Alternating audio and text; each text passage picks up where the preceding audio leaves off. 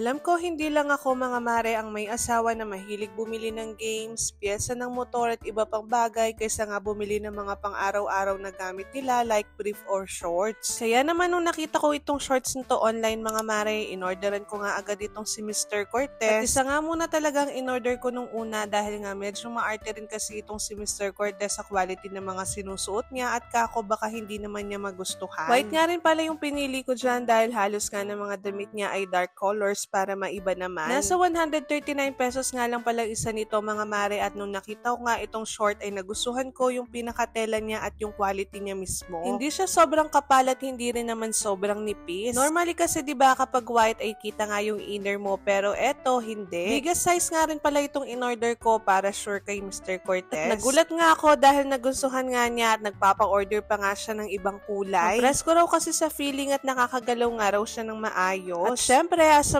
masunuri na asawa, inorderan ko agad siya ng black, brown at navy blue. Kaya naman eto na yung sign mga mare, ibirin nyo na rin yung mga asawa nyo. Check the yellow basket or yung link sa comment section. O yun lang muna sa ngayon mga mare. Thank you for watching. Bye!